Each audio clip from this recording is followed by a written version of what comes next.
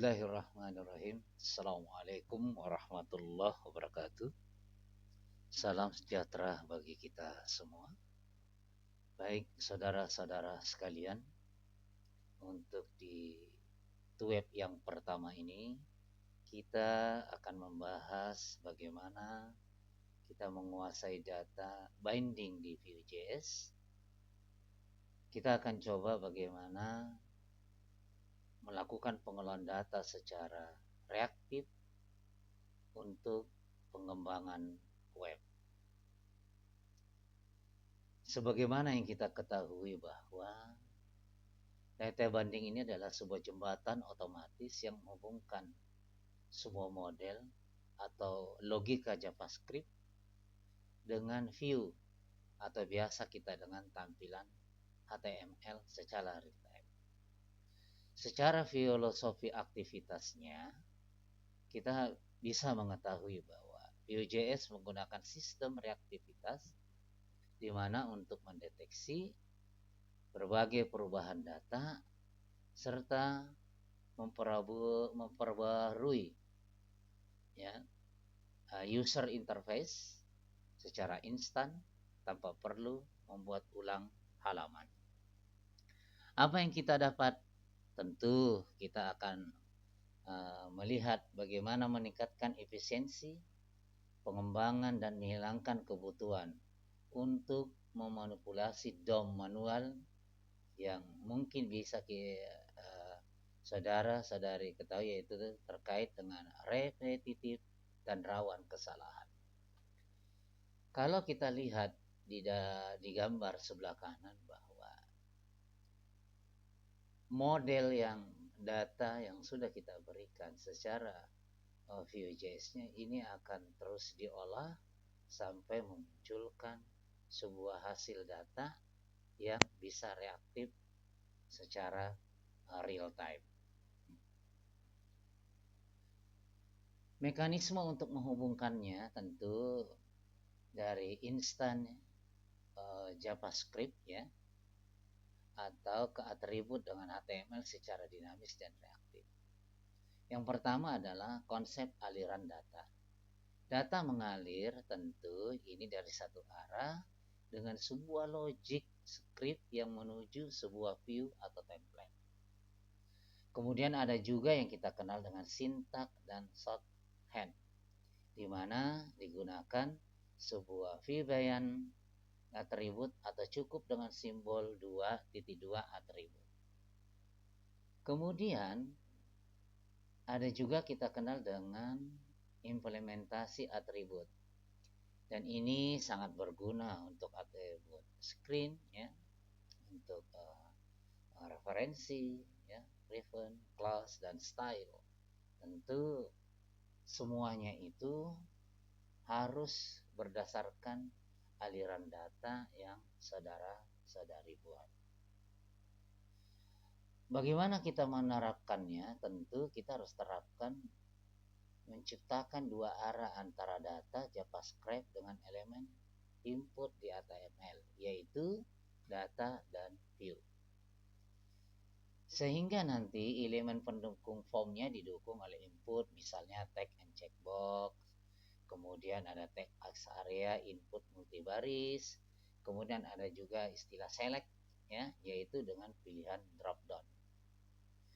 Modifikasi ya dari view model ini tentu kita bisa mengetahui bahwa ada istilah .lazy di mana sinkronis data hanya terjadi setelah event change atau saat kehilangan fokus.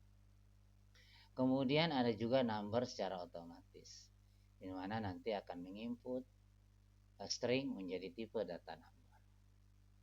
Kemudian ada juga .trim, ini berfungsi untuk menghapus spasi kosong atau white space di awal dan akhir input secara otomatis. Sekarang kita akan coba masuk ke dalam perbandingan one way atau versus two way, di mana menerapkan data binding nampaknya secara efisien. Kalau secara one way flow, maka dari segi model alirannya itu langsung ke view. Namun kalau two way flow, secara alirannya model langsung ke view dan akan kembali lagi. Jika ini catatan yang perlu kita ketahui bahwa ketika menampilkan data itu statis, ini tentu elemen akan terus mempercepat ya. Istilahnya dalam sebuah siklus render, aplikasi yang Anda olah itu akan terus memberikan feedback pada model yang untuk nanti akan ditampilkan di view. Nah, aliran-aliran tersebut tentu fiturnya mungkin ya ada arah aliran. Kalau dari segi one way, data ke user interface itu satu arah. Kalau two way ini adalah dua arah. Nah, sintaknya ya dot attribute atau data. Nah, kalau ini karena dia dua arah ya kan, dia menggunakan view model itu data. Penggunaannya tentu komponennya ini hanya read only ya. Sedangkan kalau di two way ini komponennya itu interaktif atau biasa terkenal dengan user entry. Kemudian dari segi mekanisme, update user interface saat state berubah. Kalau di ini dia langsung mensinkronisasi ya. Performa when ini sangat ringan, tapi kalau di two way sedikit overhead ya, sehingga nanti kita lebih banyak aktif ya melihat kondisi yang ada. Kemudian pengolahan data reaktif yang efisien. Sekarang apa itu compute? Ini biasa kita kenal yaitu sebuah nilai dihitung secara dinamis berdasarkan data lain, sehingga view akan menolak di mana ketika terjadi dependensi atau terjadi perbaruan nilai secara otomatis. Kemudian ada juga istilah keunggulan caching.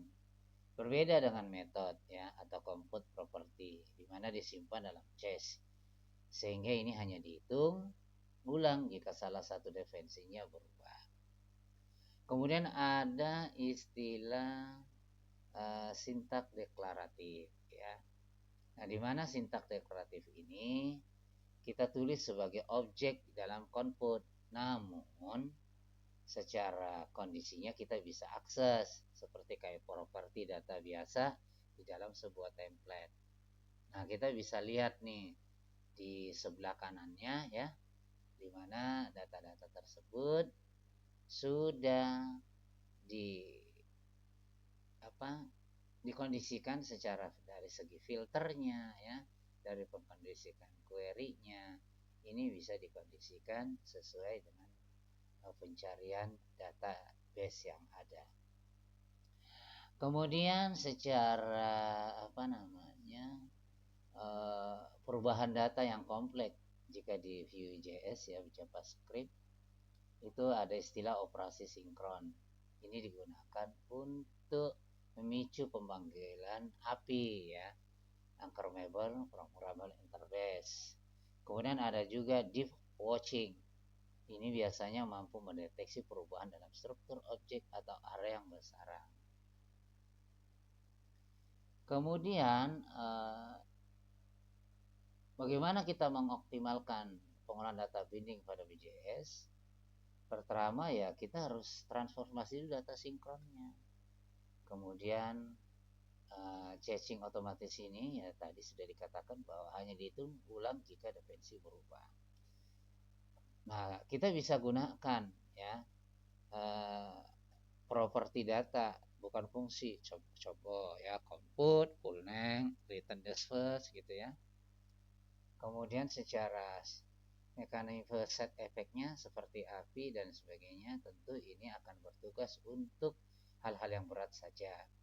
Nah, kalau kita lihat dalam segiri memberikan akses ke nilai lama, misalnya all value, kita bisa lihat ya, kita menambahkan sebuah set query dengan dispute result. Nah, ini bisa kita kondisikan untuk washernya. Kemudian kalau secara demo code define-nya ini nanti bisa saudara-saudari bisa coba gitu ya. Kira-kira nanti secara pengkondisian yang terjadi seperti apa, namun yang perlu nanti di garis bawahi itu sebenarnya ada tiga, ada transfer data, no side effect, dan two way binding. Tadi sudah dikatakan bahwa dalam transfer data bahwa di dalam menggunakan komputer untuk memproses atau sebelum ditampilkan di user interface. Ini yang harus perlu diketahui. Kemudian dalam mengubah state atau melakukan API call ya di dalam fungsi tetaplah murni atau pure ya, kita tidak usah dirubah-rubah lagi. Kemudian ada two binding ya. Tadi sudah dijelaskan di atas, karena ini bisa dilakukan secara dua arah, maka secara sinkronisasinya otomatis antara info form dan data itu secara intent. Baik, itu adalah sekelumit bagaimana kita terkait dengan data binding dengan Vue.js atau JavaScript. Jadi dapat dikatakan ini hanya bukan sekedar sinkronisasi data, tetapi ini menjadi fondasi utama untuk membangun aplikasi yang responsif, efisien, dan mudah dikelola mulai sistem reaktivitas yang cerdas. Maka tetaplah terus semangat, kemudian selalu berstudi kasus, temukan hal-hal yang baru, kemudian manfaatkan segala kondisi, waktu, ya, tenaga, pikiran. Tetap semangat untuk mempelajari materi-materi selanjutnya. Terima kasih. Assalamualaikum warahmatullahi wabarakatuh.